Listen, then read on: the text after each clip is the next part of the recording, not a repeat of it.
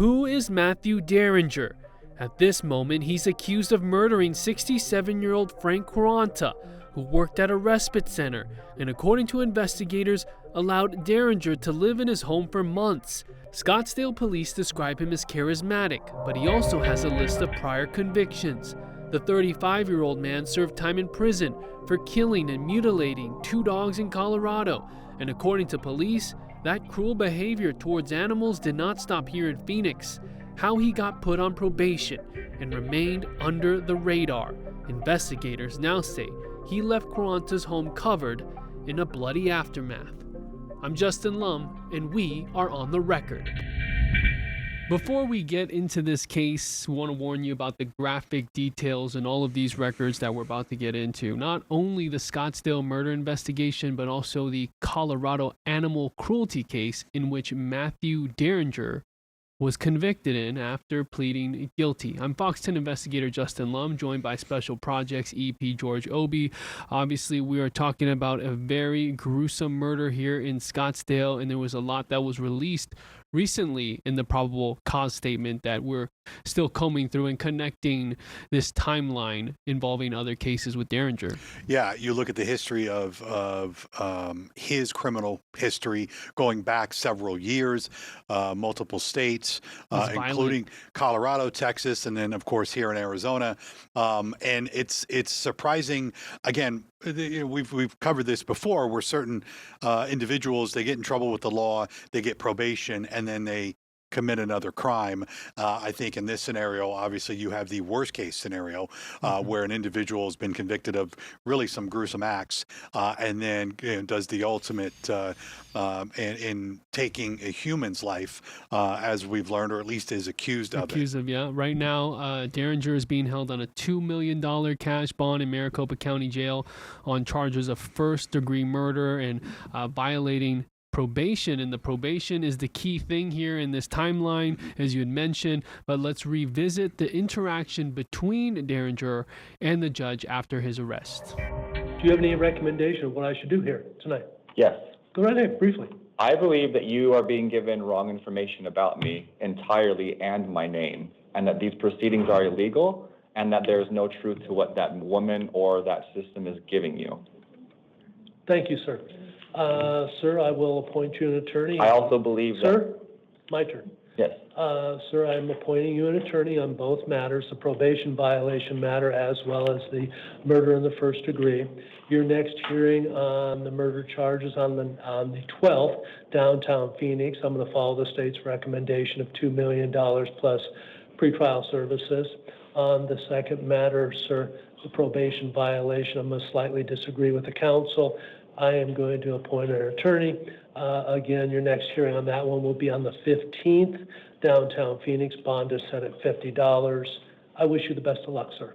This proceeding was illegal, Your Honor. Sir, that's why I appointed you an attorney. He or she can file whatever you think is necessary, and they agree with. Good luck, sir. Thank you. Actually, I don't know if I should thank you or not, but God bless you and have God in your soul. Thank you. So here's what we know about the victim, 67-year-old Frank Quaranta. He worked for the Arizona Faith Network, specifically at the Wesley United Methodist Church, where there's a heat relief center for unsheltered people, especially very important during this summer in Phoenix. And that's how he met 35-year-old Matthew Dieringer. The probable cause statement for the arrest shows that Dieringer had been living with Quaranta at the Scottsdale home near 68th Street in McDowell for a few months. And on September 1st, Labor Day, Quaranta doesn't show up for work. He's not picking up his phone. And so a welfare check is done by Scottsdale police. And that's, as we learn through these court documents and probable cause statement, that there's just blood all over the house, the door handle on the car, both sides of the stairway, the bathroom, and the bathtub. And then Quaranta is found at the top of the stairs lying on his side with a bloodied metal sculpture nearby. The medical examiner determined that he had multiple skull fractures, a neck fracture, a broken jaw, broken ribs, and bruising on his forearm that appeared to be a defense wound. The evidence is horrific. You have no suspect on the scene. the house is just covered in blood. Yeah, pretty gruesome scene, at least described by detectives. As you mentioned, this was a welfare check, right? So you had coworkers concerned about his safety. They hadn't seen or heard from him for a couple days. Obviously, detectives show up. They find this scene. They also find his cell phone. And as we've learned in other cases, this type of evidence, if you will, is crucial because they go through the phone, they start to kind of piece together what's going on, they do the interviews, and then they start to connect the two individuals living again at this apartment. They met. This was, Dieringer had said previously in other cases that he was homeless, and then again the connection is made, and then ultimately they start to kind of look for him and figure out where is he and where was he at the time of the murder, because as we've learned in the court paperwork, it's possible that he, the victim in this case, Frank Quaranta, may have been in this home dead for several days. It's a nice area, and he had been giving him a place to live and helping him not only at the respite center, but the search warrant led to the discovery of bloody handprints, bloody sock-covered foot impressions, a bedroom with a bloody shirt, bloody socks in the hamper, and blood on a large pair of boots. But like you mentioned, with the iPhone 15 found in Quaranta's pocket, also connected to his Apple Watch, and that documented his last signs of life via an app on his phone. And court documents say that the last flight of stairs climbed was August 31st at 10:43 p.m. and his final active energy was recorded 4 minutes later. So police say there was no further health activity until the next day when investigators removed that phone from his pocket. So interesting how the digital evidence comes from an Apple Watch and an iPhone tracking your fitness or whatever you're doing. So they interview coworkers of Quaranta at the respite center, which is crucial because they learned that, according to detectives, Quaranta had told his coworkers he wanted to get rid of Dieringer and somehow figured a way how he could get him to move out because he had helped him for some time. And that's when they obtained text messages showing how their communication started and really how they came to be living together. Yeah, and as we'll get into later, people who met Dieringer, previously had described his demeanor and how, how charismatic, the term manipulative. Yes, those terms have been used quite a bit in a number of the people that we've spoken with who have interacted with him previously. And so you wonder whether Frank, this relationship clearly had begun to sour a little bit, and why, and whether or not some of these past demons that Dieringer had apparently been dealing with, whether that came to light in the weeks leading up to Frank's murder. By September 6th, so about 5 days, Phoenix police arrest Dieringer on the probation violation charge. That's key because we know that he violated the probation, never checked in with his probation officer. We'll get into that in a little bit. But there was a struggle just to get his DNA. He was refusing to let them take his DNA, so a city judge had to issue a warrant for a blood draw. A sample was developed comparing the shirt and socks from the scene at the murder, which confirmed to have both Quaranta's blood and Dieringer's blood as a major contributor, according to these court records. And there was no other DNA identified on those items at the home. And important to note, Dieringer asked to speak with a lawyer. He has not interviewed. He's not said anything that we know of according to the probable cause statement. So he's booked into jail and now faces the charge of first-degree premeditated murder. But we rewind to June 2024, and we're looking into this right now behind the scenes. Phoenix police say within a span of 45 minutes here in downtown Phoenix, Dieringer intentionally hurt two dogs. One of them he allegedly pretended to pet before slamming it to the ground, and then another dog he allegedly kicked into the road. And both of those dogs' owners just were complete strangers to Dieringer, who's a homeless man. Yes, this all happened, both of these animal incidents happened within about 10 minutes of each other that morning, June 20th of 2024. Both of those victims, dog owners, would later positively identify him as the man who attacked their dogs. As we learned in the first case, and I've spoken to that woman. She says she's walking her dog in the morning. Dieringer walks up, politely asks her, has a quick conversation with her. She says he politely asked her, "Hey, can I pet your dog?" This is an older dog, mind you. And you would say yes. I mean, everybody has dogs like, oh, sure. Yeah, she said, "Look, this is a friendly neighborhood downtown. People are running, jogging, walking to work, enjoying the weather, and she had no problem with letting him, pet the dog. But to her shock, obviously, she says that he picked up her elderly dog, if you will, slammed it to the ground. She was mortified, didn't know what to do. The suddenness of that. Well, you're not expecting that. And you're not expecting, again, if you're looking at him and he doesn't look like someone who's a threat. He's the friendly. last thing you're thinking is he's going to go ahead and try and injure your animal. She said there was a neighbor right behind her who happened to be walking by, thankfully, she says, and kind of scared him away. And then what we would learn is 10 minutes later, he would do something very similar to another woman's dog, where he walked up to the dog and just out of nowhere, according to this woman, kicked the dog into the street. Right off the leash. Right. So this is all within a 10-minute time span, within about a block or two.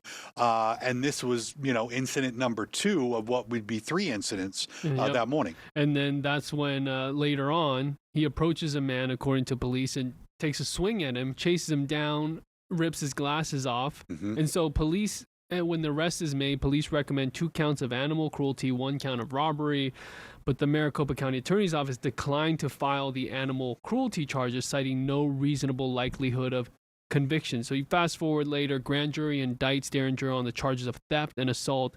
By April 2025, he pleads guilty to theft, which led to a sentence of supervised probation. But homeless man fails to check in with his probation officer, and by the end of May, the warrant is issued for probation violation, and the state files the petition to revoke probation. But where is he? And under the plea agreement, this is important. If probation is revoked, he would be sent to prison for no less than 1 year. But as we know now, they couldn't find him until after he allegedly murdered Frank Quaranta. Well, and authorities, more specifically, the county attorney's office, everyone was aware of his previous crimes, right? The animal cruelty behavior. And which we'll get into, because they're not kind of brush off kind of crimes. I mean, this, as we will dive into, this paints a pattern. And these were pretty violent, pretty shocking crimes just on the surface. And for them to, again, in May of this year, to give him probation, and then for them 2 weeks later to revoke it, because as you mentioned, he wasn't checking in, he wasn't living at the address he posted. Nowhere to be found. Right. And then, again, they find him obviously after this latest crime that he's accused of. You do have to wonder, why didn't those previous crimes factor into this decision to offer probation?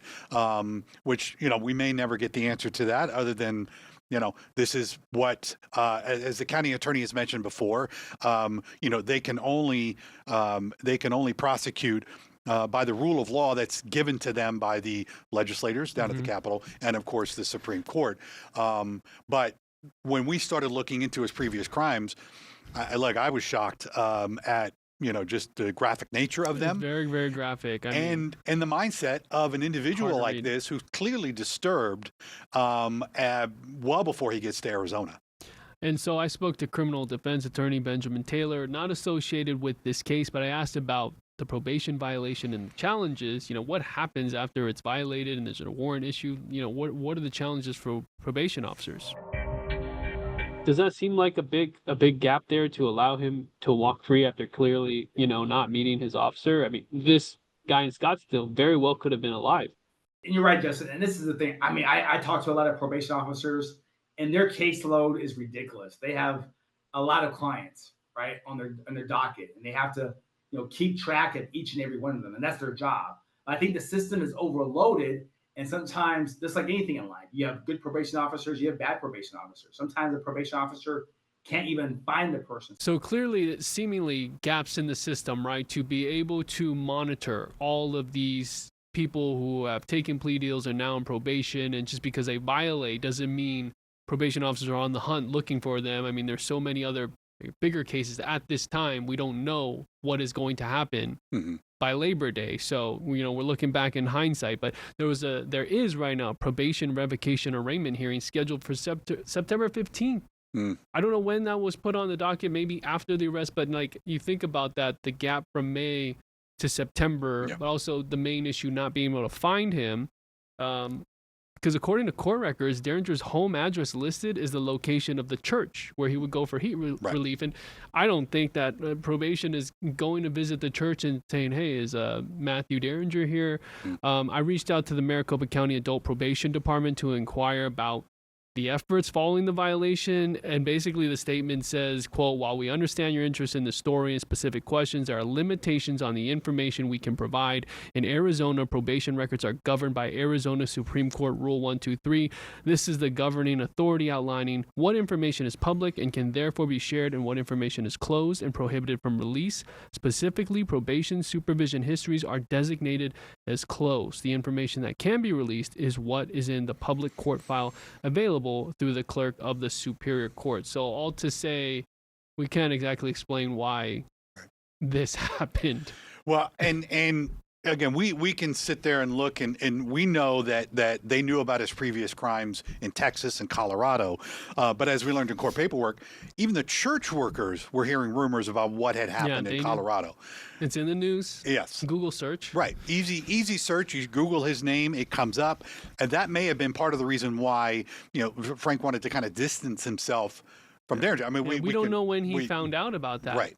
And because, as we're going to get into, that had to do with a roommate in Colorado. So Frank may have found that out. We don't know. But as for the county attorney's office, they didn't give us a statement, but we have the sentencing recommendation. So we want to know, what did you ask for? What did you ask the judge to sentence him for regarding the 2024 case, the theft?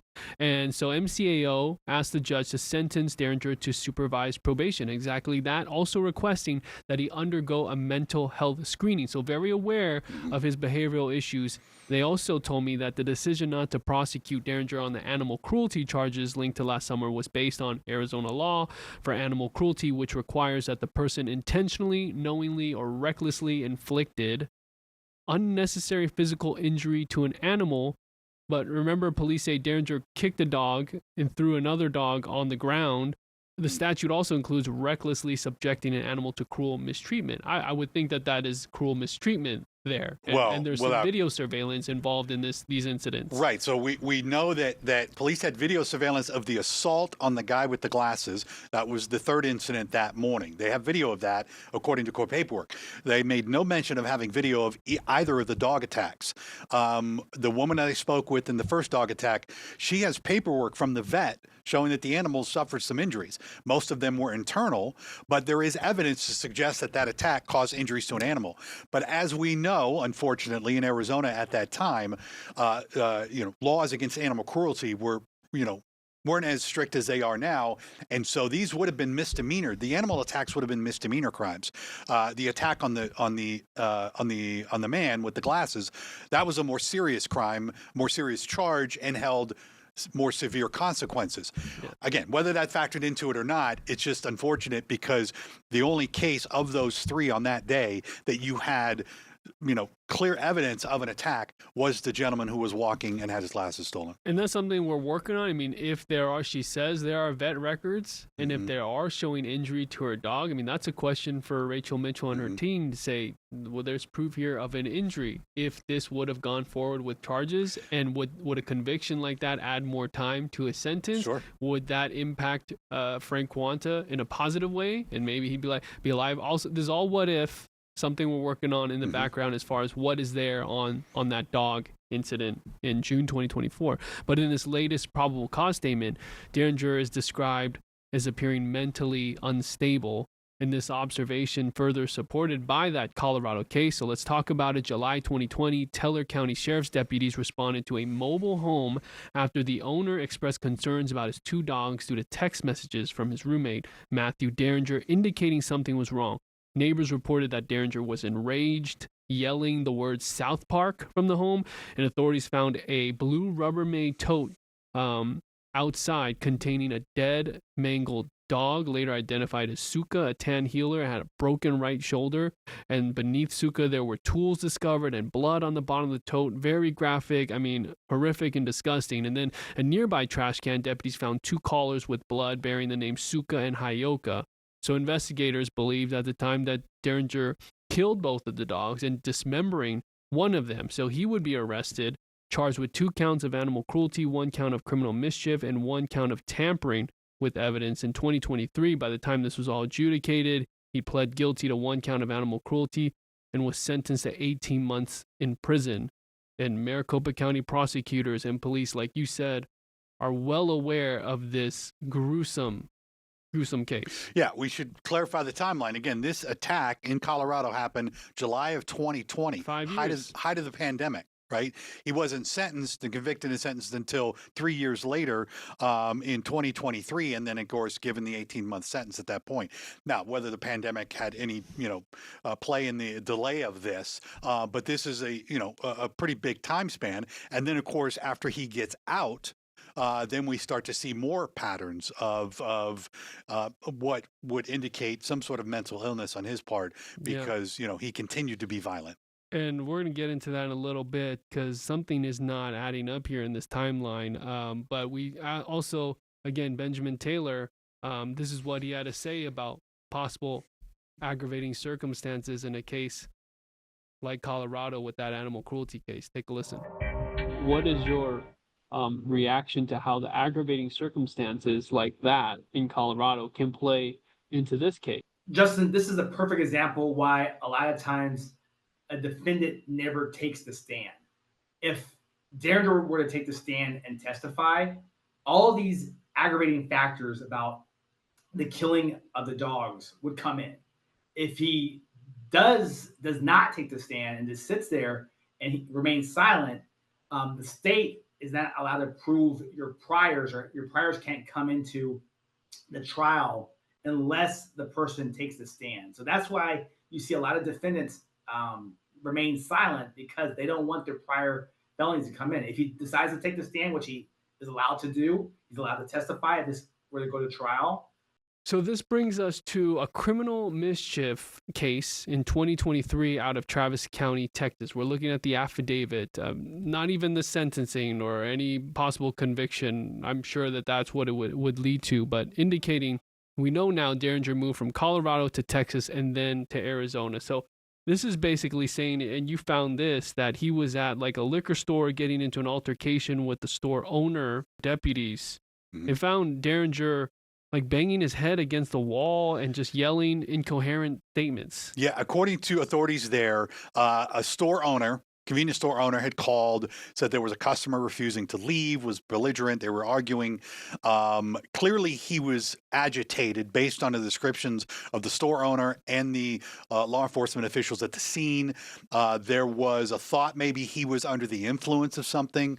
They never really tested him for any of that. But he was clearly enraged because, as you and I both read in the paperwork, he was so upset that he actually ripped a traffic sign out of the ground. Mm-hmm. I mean, you got to be pretty strong. No parking sign. Yeah, I mean, you got to be pretty strong to do that. And then was combative and was angry at something, and at one point began to bang his head against the wall where he suffered injuries. And was again charged, was handed, I believe, a fine at that point.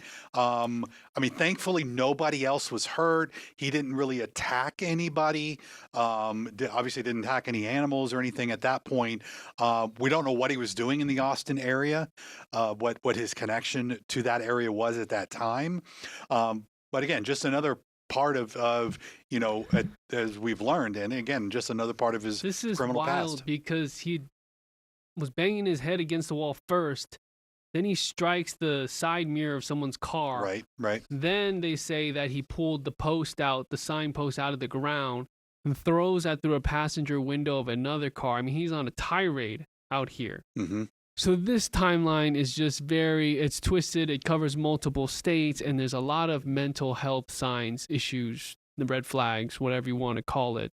Mental competency issues could arise again because in this 2024 case, Dieringer went through Rule 11 and was ultimately determined to be competent, understanding the charges against him. It's a very low bar, but from what we've learned now, very likely that this comes up again in this murder case here. Well, yeah. I mean, I think at this point, as you mentioned earlier, refusing to talk to detectives, as obviously has a lawyer. This will, any explanation we get from him may just come out in the trial, if there is a trial. Again, he's accused of this. It's not been proven in a court of law. But we've seen this time and time again. Animal abuse, like Yeah. to Yes. the extreme, Right. right? Like from reading that paperwork is just as horrific as reading the paperwork regarding the Scottsdale murder. It It's is. just it's just different victims. You have a human, you have a 67-year-old man, and you have 2 dogs in the other case. And we should be clear that the only sign of the only time we've heard or seen the word drug use of any kind used was the Texas case, that they thought maybe he might be under the influence of something. It was never really mentioned in Colorado that I remember, and certainly not in this case. They haven't had any indication that drugs were involved in the Scottsdale murder, but. Maybe that's part of it. Maybe there's some sort of, when I talked to the woman who was walking the dog back in June of 2024, she didn't seem to think that he was under the influence. They even had a conversation, a quick one, but when I asked her to describe, when I called her the other day and talked to her, I asked her, do you know why I'm calling you? She says, no. So she was unaware that this was the same individual, even after all these years later.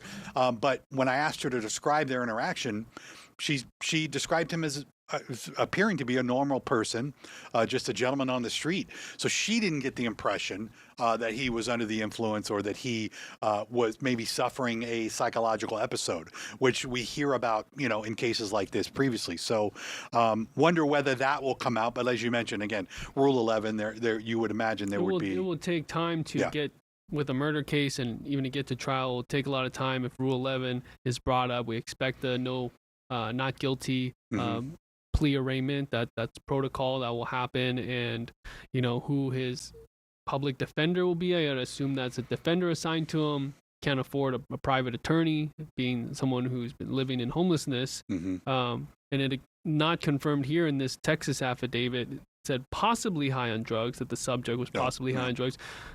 Could it be that leading to mental health issues? But clearly it's been documented throughout these cases that law enforcement investigators believe that he has severe mental health issues, hence the request for screenings with probation. But then that leads us to other questions that we like to explore is within the probation system, where these gaps, like how do you enforce that someone goes through that? They don't have to show up, and they're ordered to show up and check in with their officer.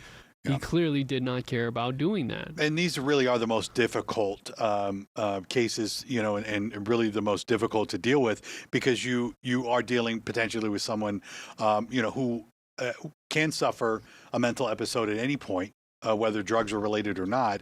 But if I'm the victim's family, if I'm Frank Quaranta's family, one of the questions I'm going to have is whether or not this could have been avoided had, when he was arrested in June of 2024 on these, well, it would have been August, later that summer, related to the assault and ultimately the 2 animal cases here in downtown Phoenix, whether they would have addressed it, and did they address it properly to maybe get him the help he needed. And like you said, whether he would have been put behind bars to get that help. He didn't sound like an individual, whether they've identified him as needing some mental help, whether, he didn't sound like the individual that would want to voluntarily go to do that. And so sometimes maybe you have to bring them into custody, put them behind bars for a little bit, and kind of force them to get the care they need. Again, these are all questions we can ask. Also, if you're in prison, if you're in jail or prison, are those resources even available? Right. So either way, it's hard to, on both sides. You're out on probation and not getting the resources or not getting the help that you may not care to get, or you're behind bars in the Department of Corrections. Is that available to you as well? But you're isolated away from the public that could be put in danger. Hence your track record and what we've seen. So it's not easy by any means to dissect, but we'll continue to track this case against Matthew Dieringer. We'll see you next time on The Record.